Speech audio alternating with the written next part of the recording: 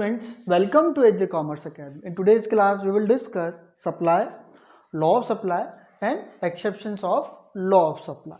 तो सबसे पहले हम supply को समझते हैं. Supply is a table showing various quantities of a commodity that a producer is willing to sell at different possible price of the commodity at a point of time. यानी supply क्या है? Supply वो table है जो हमको ये बताती है कि एक जो producer है वो different price के ऊपर कितनी क्वांटिटी सेल करने के लिए विलिंग है, कितनी क्वांटिटी सेल वो करने के लिए रेडी है at a point of time. तो देखिए इसको हम इस टेबल से भी समझ सकते हैं. तो सप्लाई क्या है? सप्लाई इज ए टेबल और ये टेबल हमारे सामने. तो देखिए जब प्राइस 2 है तो वो 40 क्वांटिटीज सेल करने के लिए विलिंग है. जब प्राइस 3 है तो वो कितनी क्वांटिटीज सेल करने के लिए विलिंग है? 50. जब प्राइस 4 है तो 60 और प्राइस 5 है तो 70. तो यही क्या है? यही सप्लाई है. Supply is a table that shows different quantities that producer is willing to sell at different price of the commodity. Next is law of supply. तो law of supply states that when other thing remain same, ये other thing remain same क्या है? ये assumptions है law of supply की, अभी हम discuss करेंगे इसको. तो when other thing remain same or remain constant, there is a positive relationship between own price of a commodity and its quantity supplied. Or when price increases, supply increases, and when price decreases, supply decreases. मतलब law of supply क्या बोलता है? ये positive relationship show करता है किसमें? Price और quantity supplied में. तो जब प्राइस इंक्रीज होगी तो सप्लाई भी इंक्रीज होगी और जब प्राइस डिक्रीज होगी तो सप्लाई भी डिक्रीज होगी. तो जब भी हम सप्लाई का कोई सा भी क्वेश्चन अटेम्प्ट करें तो आप थोड़ी देर के लिए क्या बन जाइएगा? बिजनेसमैन बन जाइएगा. अपने आप को एज ए बिजनेसमैन के पॉइंट ऑफ व्यू से सोचिएगा. तो आप कभी भी सप्लाई के क्वेश्चंस को अटेम्प्ट करने में कोई मिस्टेक नहीं करोगे. तो लॉ ऑफ सप्लाई क्या बोलता है? ये पॉजिटिव रिलेशनशिप शो करता है किसमें? प्राइस और क्वांटिटी सप्लाइड में. यानी जब प्राइस इंक्रीज होगी तो सप्लाई भी इंक्रीज होगी एंड व्हेन जब प्राइस डिक्रीज होगी तो सप्लाई भी डिक्रीज होगी. तो इसको एक टेबल से समझ लेते हैं हम. एक हाइपोथेटिकल टेबल बनाएंगे हम प्राइस और क्वांटिटी. तो प्राइस हम इंक्रीज कर लेते हैं 10, 20, 30, 40. ये तो हो गया प्राइस. अब देखिए जब प्राइस इंक्रीज होगी तो क्या होगा? क्वांटिटी सप्लाई भी इंक्रीज होगी. तो इसको हम हाइपोथेटिकल बना रहे हैं 50, 60, 70 एंड 80. तो देखिए जब प्राइस इंक्रीज हो रही है तो सप्लाई भी इंक्रीज हो रही है. रिवर्स करिए, जब प्राइस डिक्रीज होगी तो सप्लाई भी डिक्रीज होगी. तो उसको एक कर्व से समझ लेते हैं हम. और देखिए जो सप्लाई कर्व होता है उसका दूसरा नेम होता है positively sloped supply demand curve. तो पहले यहाँ पर आएगा क्वांटिटी सप्लाइड, यहाँ क्वांटिटी और यहाँ पर प्राइस 10, 20.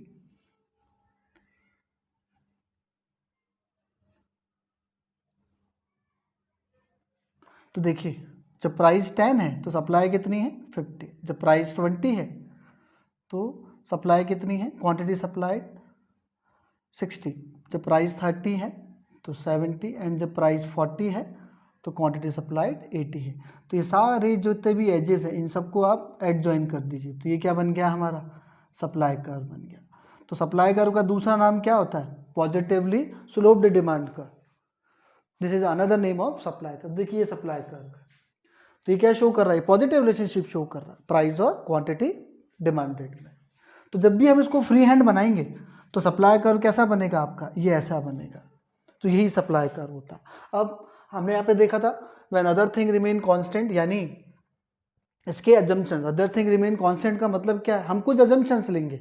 लॉ ऑफ सप्लाई के क्या होते हैं? कुछ अजम्पशंस होते हैं जिसमें से पहला अजम्पशन है there is no change in price of factor of production. और factor of production we know that very well. क्या होते हैं? Land, labour, capital, entrepreneurship. तो एक लेबर का एग्जाम्पल ले लेते हैं कि no change in price of factor of production. अगर लेबर,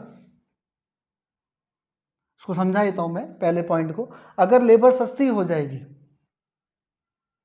अगर लेबर यानी जो वेजेस है, जो लेबर को हम क्या देते हैं? वेजेस. अगर वेजेस अगर हमारी कम हो गई तो क्या होगा? हमारी कॉस्ट भी कम होगी. और जब हमारी कॉस्ट कम होगी तो क्या होगा? जो प्रोड्यूसर है उसका प्रॉफिट मार्जिन इंक्रीज हो जाएगा. और जब प्रॉफिट मार्जिन इंक्रीज हो जाएगा तो वो सप्लाई को भी क्या कर देगा? इंक्रीज कर देगा. तो पहला अजम्पशन कि फैक्टर ऑफ प्रोडक्शन के अंदर, फैक्टर ऑफ प्रोडक्शन के प्राइसेस में कोई भी चेंज नहीं होना चाहिए. Second, there is no change in technique of production. अब टेक्निक ऑफ प्रोडक्शन दो होती है, या तो लेबर इंटेंसिव या कैपिटल इंटेंसिव। तो अभी हम कैपिटल इंटेंसिव का एग्जांपल ले लेते हैं। मान लेते हैं कि वो कोई मशीन यूज़ कर रहा है। अब क्या हुआ, उसने कोई जापान से मशीन मंगा ली। अब जब जापान से मशीन मंगाएगा तो बहुत एफिशिएंट मशीन्स होती है। तो जापान से मशीन मंगाने का कारण क्या हुआ, उसकी कॉस्ट डाउन हो गई। अब जो मशीन आई जापान से, उसका इलेक्ट्रिसिटी बिल भी कम आ रहा है, उसने वेस्टेज भी कम करना स्टार्ट कर दिया। तो क्या होगा, प्रोड्यूसर की कॉस्ट डाउन होगी। और जब प्रोड्यूसर की कॉस्ट डाउन होगी तो उसका जो प्रॉफिट मार्जिन है वो क्या होगा, इंक्रीज हो जाएगा। तो जब उसका प्रॉफिट मार्जिन इंक्रीज होगा तो वो क्या करेगा, अपनी सप्लाई को भी इंक्रीज कर देगा। तो सेकेंड अजम्पशन क्या है कि टेक्निक ऑफ प्रोडक्शन में कोई भी चेंज नहीं होना चाहिए। Third, there is no change in goal of the firm. अब फर्म के दो गोल होते हैं, आइदर प्रॉफिट मैक्सिमाइजेशन और आइदर सेल्स मैक्सिमाइजेशन। तो अगर फर्म का गोल, अगर इसको मैं रब कर देता हूं पहले, अगर फर्म का गोल प्रॉफिट मैक्सिमाइजेशन है,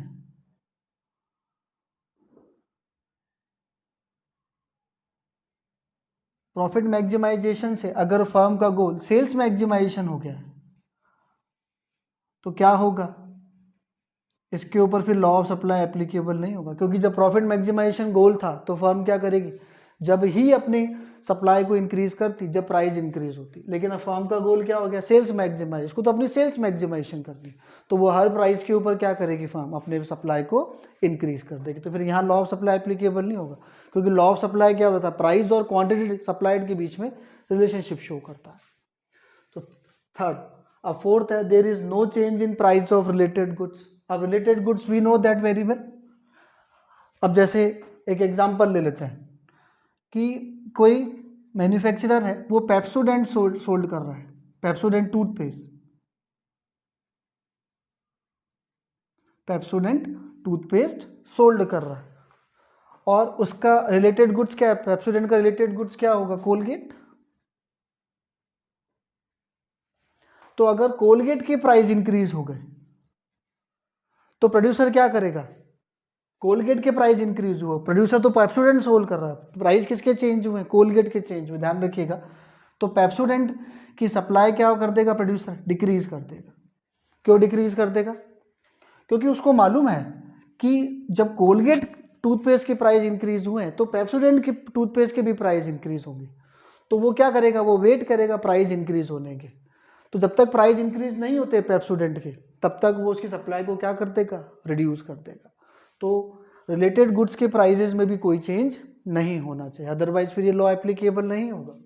और नेक्स्ट है, there is no change in business expectations. अब बिजनेस एक्सपेक्टेशंस क्या होती है, दो टाइम पीरियड होते हैं वैसे तो नॉर्मली, एक होता है बूम और एक होता है रिसेशन।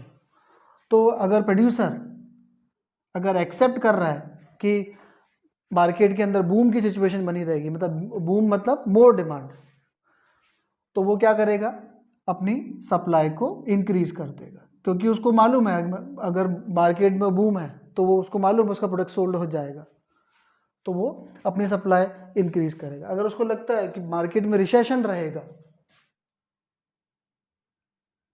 तो वो क्या करेगा, अपनी सप्लाई को डिक्रीज कर देगा।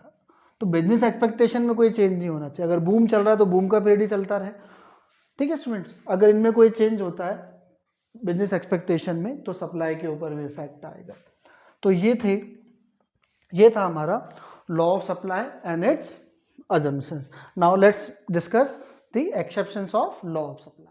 Exceptions of law of supply का मतलब क्या है, कहाँ पर लॉ ऑफ सप्लाई एप्लीकेबल नहीं होगा, यानी जब प्राइस इंक्रीज होगी तो सप्लाई इंक्रीज नहीं होगी, और जब प्राइस डिक्रीज होगी तो सप्लाई डिक्रीज नहीं होगी, ठीक है। तो ये होता है एक्सेप्शंस का मतलब जहाँ पर लॉ ऑफ सप्लाई एप्लीकेबल नहीं होगा। तो देखिए, पहला एग्रीकल्चरल आउटपुट्स। तो एग्रीकल्चरल आउटपुट के ऊपर law of supply strictly applicable नहीं होता। उसके पीछे रीजन क्या है, सपोज कोई नेचुरल कैलामिटी आ गई, और नेचुरल कैलामिटी आने के कारण क्या हुआ, कोई पर्टिकुलर गुड, सपोज वीट का ही एग्जांपल ले लेते हैं, वीट का प्रोडक्शन क्या हुआ, डिक्रीज हो गया, क्योंकि नेचुरल कैलामिटी थी, फ्लड आ गया, फ्लड के कारण क्या हुआ, जो प्रोडक्शन था वीट का वो डिक्रीज हो गया। अब जब प्रोडक्शन डिक्रीज हुआ तो क्या होगा, प्राइस इंक्रीज होगी, क्योंकि डिमांड तो वही है, सप्लाई कम हो जाएगी प्रोडक्शन कम होने के कारण। और जब प्रोडक्शन कम हो गया तो क्या होगा, प्राइजेस इंक्रीज होंगे। प्राइस इंक्रीज होंगे तो भी हम सप्लाई इंक्रीज नहीं कर सकते। क्यों नहीं इंक्रीज कर सकते, क्योंकि प्रोडक्शन ही नहीं हुआ है। तो कहाँ से हम सप्लाई इंक्रीज करेंगे?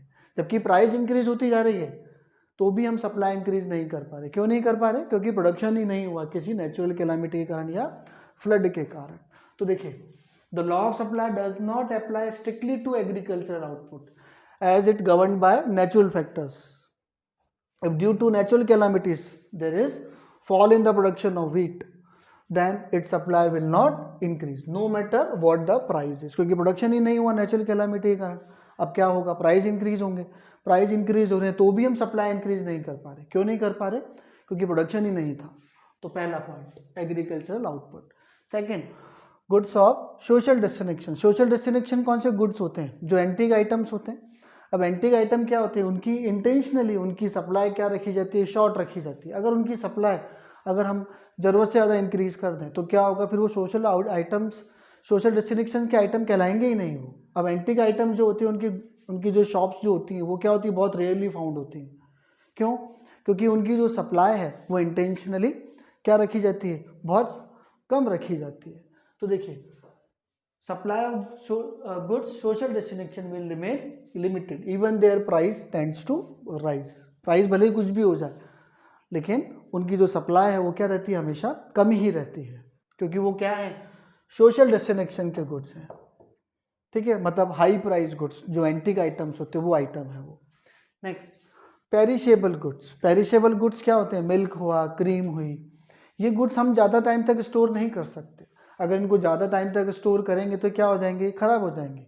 तो जो उसका प्रोड्यूसर होता है वो क्या करता है? उसको स्टोर तो कर सकता नहीं है, तो वो हर प्राइस के ऊपर इसकी सप्लाई को क्या रखता है? कांस्टेंट रखता है।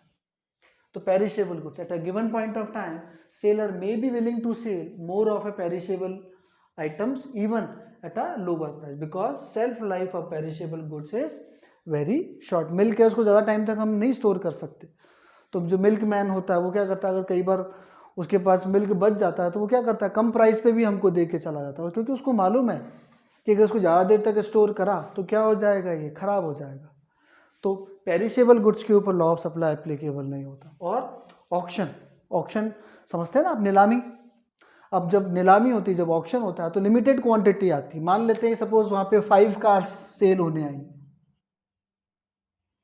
अब प्रोड्यूसर ने सोचा था कि वह एक कार जो है वो 1 लाख में सोल्ड होगी, लेकिन क्या हुआ? ऑक्शन है, प्राइस तो वहाँ पे, अब जो ऑक्शन अलग अलग लोग जो होते हैं वो अपनी प्राइस अपनी पुट करते हैं, प्राइस अपनी बताते हैं। तो क्या हुआ? अब 1 लाख से ऑक्शन में धीरे धीरे प्राइस क्या हो गया? 1 लाख से 1,50,000 हो गया। लेकिन प्रोड्यूसर जो है, मतलब जो सेलर है, जो सेल करने लाया अपनी कार्स को, वो उसकी सप्लाई इंक्रीज नहीं कर सकता। क्यों? क्योंकि क्वांटिटी कितनी है उसके पास? 5 ही है, 5 ही कार्स है।